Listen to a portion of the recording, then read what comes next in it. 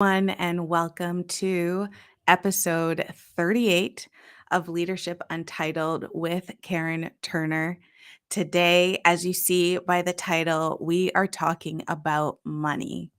Today, September 21, on this day, on my website, podcast day, there is no way that I could not talk about this subject today as a Black woman working in corporate. Today commemorates Black Women's Equal Pay Day.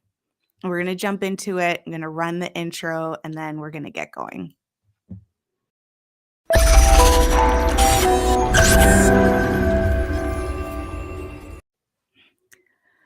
Welcome back after that brief break, that brief 4 or 5 seconds. There we go. I'm back in focus. Welcome to another episode of Leadership Untitled with Kareen Turner, where we talk about leadership and operational excellence. Today, as I mentioned at the top, I'm focused on Black Women Equal Pay Day. What this day commemorates, what this day signifies is the number of days, the number of months that it takes for a Black woman to earn what an average white man earned the previous year. So for today, on September 21, the average Black woman earns 58 cents to every dollar that the average white male earns. So that means that today is the day that it takes 9 months, not almost, 9 months into the year 2022. This is how long it's taken for Black women to earn what a white man earned in 2021. And the reason that it matters to commemorate these days, to make note of these days, is to continue to bring awareness to the disparity, the pay gap that persists. What's worse is that this isn't the end. This isn't the last of the days. What's worse is that November 30th marks Native Women's Equal Pay Day, and December 8th marks Latinas Equal Pay Day. Basically working one whole entire year extra to earn what the average white man earned the previous year. So there are multiple days throughout the year. March 15th is the day that the whole pay gap is commemorated on. So March 15th is probably the day that you may be familiar with. You may have even heard the 83 or 82 cent pay gap difference, and that is based on a cumulative average of all women, all races. But March 15th is a long way away from September, November, and December. Also, that date, as I've shared in previous podcasts, previous videos, this is a passion topic of mine. That date has not changed significantly. In fact, this year it was celebrated because I think it's a day earlier than it's been in previous years, and the gap closed by 1 cent from 82 to 83 cents, and that was celebrated. You know, I'm here to celebrate. I'm here to talk about celebrating small milestones. I'm here to make a big deal about the small things so that we remember the progress that is being made. However, in this specific situation, I have to call BS because it has been so long that the date has been around March 15th, that the date has been in March. And we're going to talk about the rest of the year. There has been literally no progress made. And I know that when you talk about 83 cents or 82 cents or 58 cents on the dollar, when we talk about it in cents, in the smallest denomination of money, it can sometimes seem like not a big deal, or trying to understand the impact that it has on the lives of women especially women of color. It's difficult to quantify when we talk about it in cents. So let's talk about it over a 40-year full-time career. What does that gap accumulate to at the end of a working career? On average, those cents, that 58 cents, 83 cents, but we'll talk about it from a Black woman's perspective. That 58 cents on the dollar, the math that I have not done, but basically 50-ish cents difference adds up to $1 million. $1 million of lost wages because of the pay gap at the end of an average 40-year full-time career. And what we know is so many women, Black women, begin working, as many people do, earlier on and stay working well past retirement, our typical retirement age. But that's what the gap does. That's the cumulative effect. And of course, when you're talking about a loss of $1 million, and when we talk about generational wealth gap, building generational wealth, and wondering where the gap lies, wondering the personal, what's the word that I'm looking for? When we talk about personal wealth, and for so many Black families, Black women, that is in the negative compared to our white counterparts. When you talk about spending the bulk of your time helping a company to build wealth, and you are not able to build wealth because of the gap that exists, as well as other inequities, it has long term systemic effects. I shared a Time article this morning, and I'll talk a little bit about it later in terms of sharing the full title. Part of the title was It's not a day of celebration, it's a day that we're calling to action, and action has to be taken. I first learned about equal pay days, sadly, 5 years ago in 2018. And when I learned about it, I immediately went live on Facebook. And I'm actually going to show receipts because I have been in this work. I have been passionate about leadership, about female leadership, about Black women in leadership, and creating a table where none exists sometimes. I've been in this for more than a minute. And so I'm going to pull up some receipts for those of you who are listening. I'm going to pull up a screenshot. Oh, let me just take out my logo for a moment so you can see. I'm just showing a screenshot of the Facebook video where I went live August 2nd, 2018. And at that time, I had experienced success in leveraging strategies, the strategies that I shared in this video to increase my salary. And I wanted to share what I had personally experienced and what I had personally done. Since 2018, I've added more strategies, and I've not only helped myself because what I shared in this video remains accurate, and I have not only helped myself, but clients as well. So 2018, what is significant about this video? And I wish I had a pointer here so I could see it. If you see August 2nd, 2018, Kareen Turner was live. August 7th, is Black Women's Equal Pay Day. And I said, let's talk about money. And I'm sharing 3 tips for increasing your salary. I really want to highlight that date. In 2018, the Black Women's Equal Pay date was August the 7th. And here we are in 2022, and the pay date, Black Women's Equal Pay date, is now September 22nd, September 21st in 2022. I'd like to just take a moment to just let that sink in, to truly understand how much we've regressed. That in 5 years, we have lost almost 2 months of that from that date, which was already appalling. August is already terrible. But going back from August 7th to now September 21, a month and a half, almost 2 months, it's an incredibly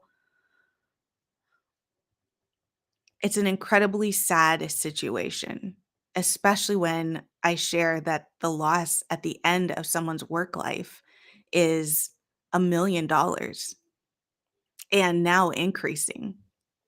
So when I don't celebrate the fact that the overall average has gone from 82 cents to 83 cents, or from 83 to 82, I think that's the right way, that the day went from maybe the 14th to the 15th.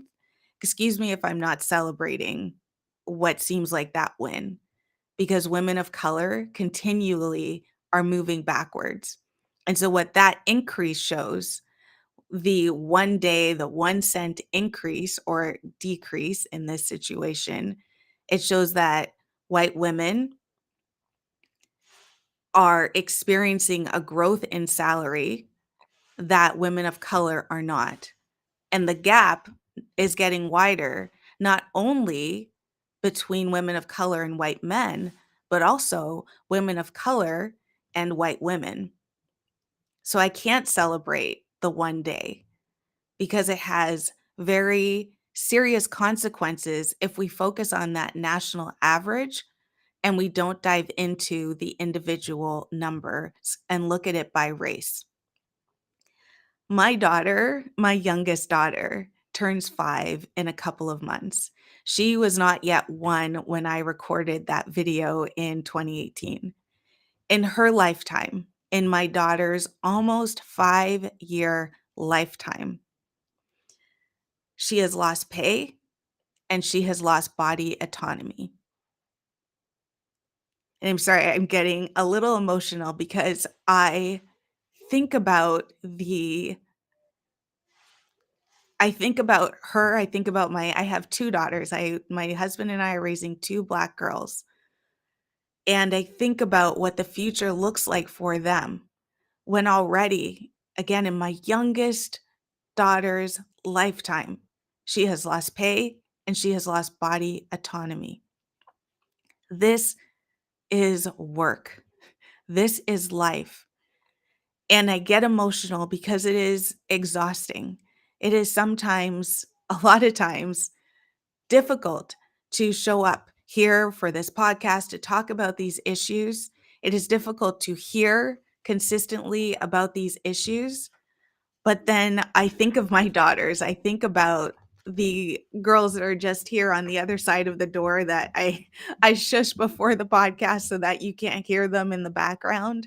When I look at them, when I think about them, and I think about the very real consequences of inaction, I know that I have to keep pushing.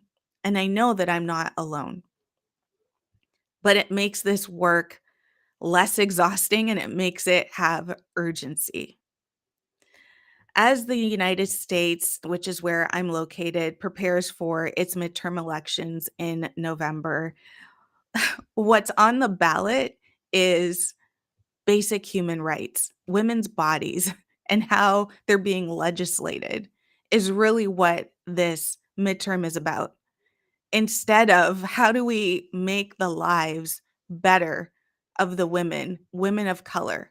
How do we erase inequity and inequality? And unfortunately, a lot of that is rooted in wealth. One of my most one of the sayings that I created and one day we'll put on a t-shirt, but definitely recognize that social justice is rooted in economic empowerment.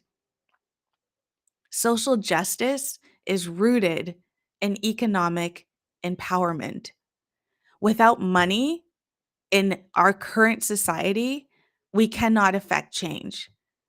And so we need to access wealth in different ways. And some people have chosen to start businesses on their own. Some people have chosen to continue to work a corporate 9 to 5 while also having multiple side hustles. And then there are women who have said, This should be enough. Me working 9 to 5 should be enough because for so many, for men, for white men, for white women, it is enough.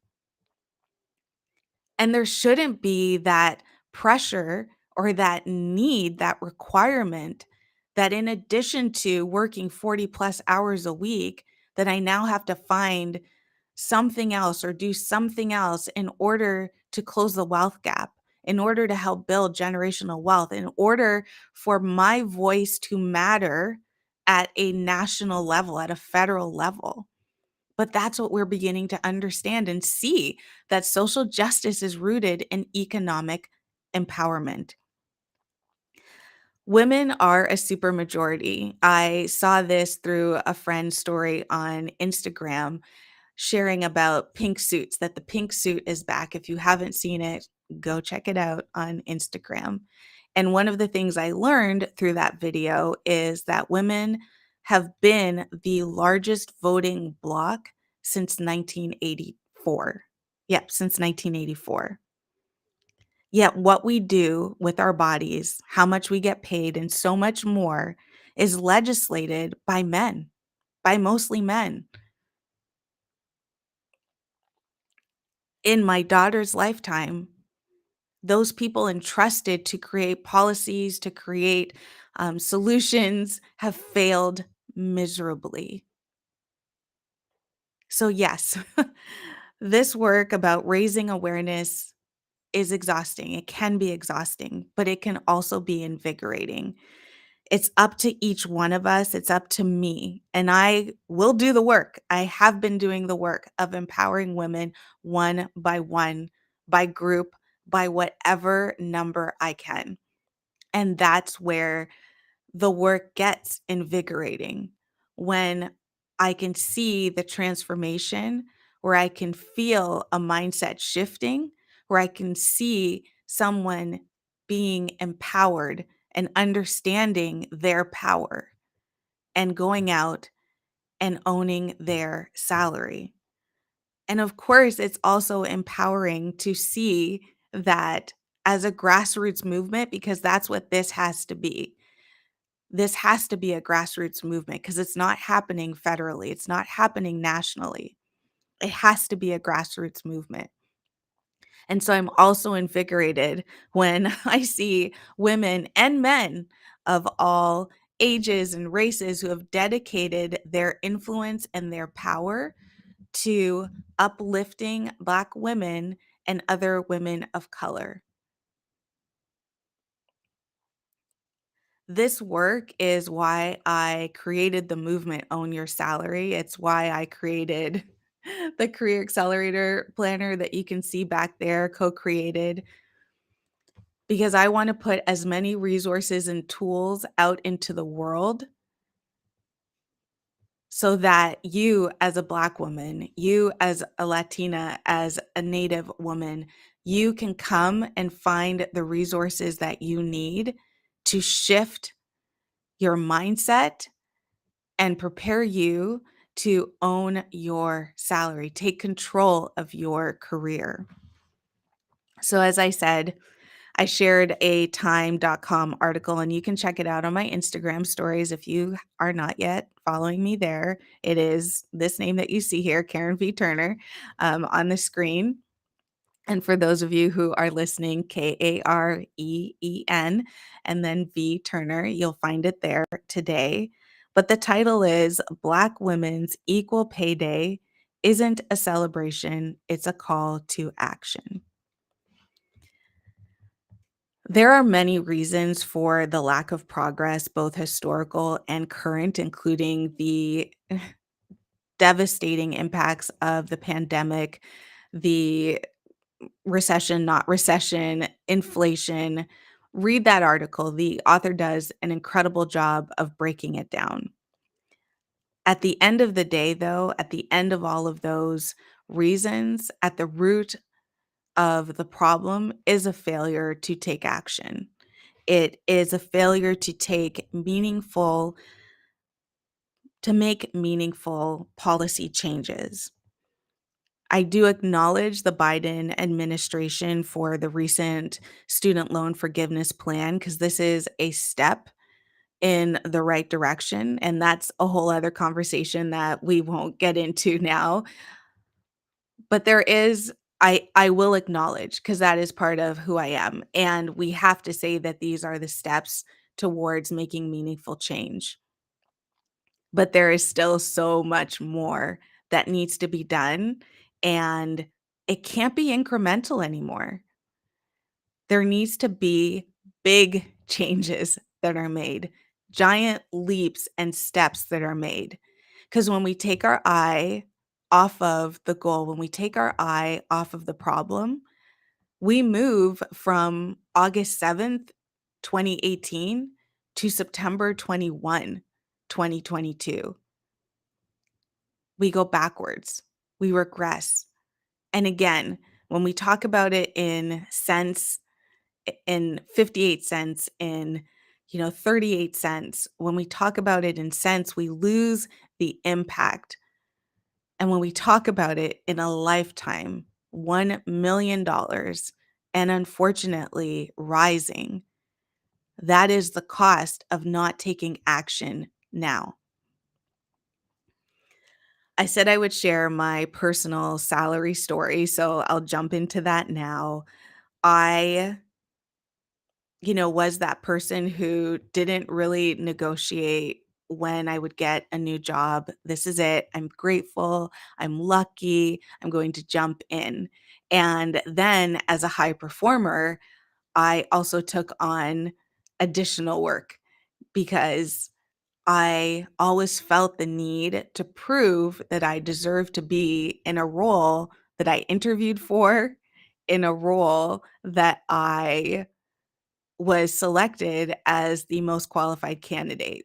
I talk a little bit about this in last week's episode about how there's that respect is earned versus given and why that's a toxic corporate phrase. Be sure to check out episode 37. But I certainly fed into that myself, taking on additional work, proving, and not realizing that as I took on additional work, worked more hours, that I was diluting the pay that I was receiving. And so, in one position, it hit me quite a few years ago. I will try to be vague about the dates for those of you who are investigators. But a few years ago, I stepped into a leadership role. And it was because no one else wanted to take that role. There was one other person, and she had already said no. So I stepped into a role, but as I was stepping in and into a very tense time as well, in this situation, there were critical deadlines that were coming up, and so the organization needed someone in that role. And I didn't recognize at the time my experience, my training, my education, and also my willingness to step in during a critical time was going to assist the organization. I had an understanding, of course, but the level to which I didn't grasp at the time. Instead, I continued to look at it as I'm so grateful for this opportunity. And so, in that imbalance of power, I was told, well, you're not as qualified as the person who doesn't want the job. So, we're basically going to pay you. I remember a quarter, 25 cents more than a person who's going to be reporting to you. So that did one of two things. One, I went in feeling like I didn't deserve the role. And again, I should be grateful that I got it. Two, that my subordinate had just as much power as I did, and that I needed to be in deference somehow to her. And that's not the way you want to start off a leadership role. And so I took what was not a significant pay increase for a big jump in responsibility, a big jump in roles, moving from a manager to a director role. And I jumped in. And with the help of a team, leading a team, went through a very critical time and made it through on the other side, alive, a little tired, but alive.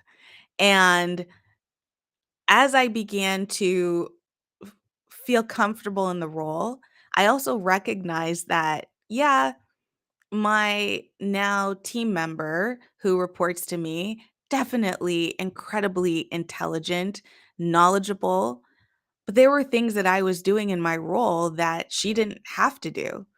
And as the months continued to go on and I'm going to meetings, I'm being held responsible for different things, I began to think that quarter probably should be a little bit bigger. Also, I likely needed to have negotiated more on the front because I recognized the importance of the work that I was doing and what I personally brought to the role. And so that's where I began to understand and learn the power of owning your salary, even though I didn't call it that at the time. But that's really, as I look back at my corporate lifespan, that's where truly I began to understand and know that you don't lose your negotiating power when you accept a job. You have negotiating power throughout your entire time that you work with a corporation. And it's important, it's critical that you continue to have, that you initiate conversations about salary, promotions on a regular basis. Because if you're not taking control of your salary, if you're not taking control of your career, no one else is looking out for you, sis. Not one person. So at my maybe second, no, it was my first annual evaluation in that role. I think I was already on my second boss at that time. I said I was going to talk about it. So we went through the evaluation, raving reviews, great work, great work. And so at the end, I was just like, I'd like to talk about an increase. Ooh, I don't think we can do that. And I laid out a case and she's like, let me go talk to HR. Long story short, shorter, she came back and said, what they discovered is that I was actually put on a manager pay scale rather than a director pay scale. And so what the salary that I'd been given wasn't even at the bottom level of a director pay scale. I hadn't even gone into that director pay scale. So I received an increase through asking a question about pay and saying that it was time, and I laid out my case. And in the end, while she said she didn't think it was going to be able to happen, it had to happen because from an HR perspective, I was outside of their policy. Had I not asked that question, had I thought I've lost my negotiating power, I would have never received that first increase. And I went on through this organization to get more increases by asking critical questions consistently. And those are the strategies that I share with clients. And you're gonna say, because I'm gonna dovetail into my top strategy, and you're probably thinking, "Oh, like, is it going to be perhaps asking for a market analysis?" No, that's a good one. Is it just asking? Nope, but that's also a good one. My number one top strategy where I have to start with every single client is mindset. That's what shifted with me personally. It was understanding that I play a key role in the organization. And while the organization has every right to say no, I then make a decision based on that response, but I do have a right to ask. No one has taken your right away. Another popular saying that I have is you will never out earn your self worth. And that's why I start with mindset.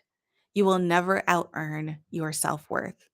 Listen, the corporate world is cutthroat. It is messy. It can be ugly because there's so much that happens to minimize.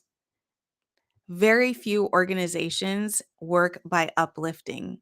And if you work in that organization, I'm not saying that you should be grateful for it in that they can do no wrong, but recognize that not every place of work within the corporate world operates that same way.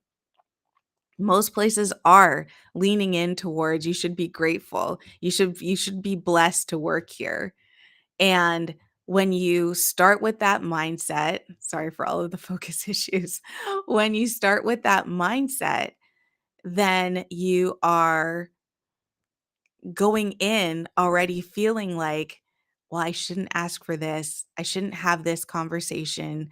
You're minimized. And throughout your corporate experience, there are likely a lot of ways that you feel minimized. It's death by a thousand paper cuts. And by the time a client comes to see me, a friend comes to have a conversation with me, they are broken down. And so the first thing that I do is work on mindset, building back your confidence to recognize the importance that you are important just for who you are outside of the work that you do and for the work that you do as well. You have the experience, you have the education, you have the results behind you that you deserve to have this conversation. You deserve to have the conversation to talk about your career path, to talk about promotions, to talk about raises. Because again, you'll never out earn your self worth. And that is my number one strategy for owning your salary, taking control of your career. So, as I said, this is not a celebration today. It's commemorating what is a very dismal statistic, but more importantly, it's a call to action. So, what is your call to action today as we're ending off the podcast? It is, as I've always said, please share. Share this podcast. Share it with as many people as possible. So many people, as I said, I just became aware of equal pay day 5 years ago. That's not a long time. So many people are not aware of the inequities that exist and what the very real cost of these inequities equal up to. When you have a whole group of people who aren't earning or who aren't earning their full potential, that affects society as a whole. We are built on buying and selling. And when there are groups of people who are held back, they're not buying and they're not selling. So it helps our society overall. It's the right thing to do, of course, but somehow the right thing to do just doesn't seem to be a popular term du jour right now. So share this episode just to get the word out so that we can continue to highlight. We never lose focus because when we lose focus, we move backwards, as we've seen. And my second call to action is for you to check out ownyoursalary.com. Learn more about the services that I offer at a very inexpensive rate right now, because my goal is to get as many people as possible the key information that they need to immediately take action and understand that they have options and that they have choices. So, thank you for listening. Thank you for being here today. I will see you in another episode.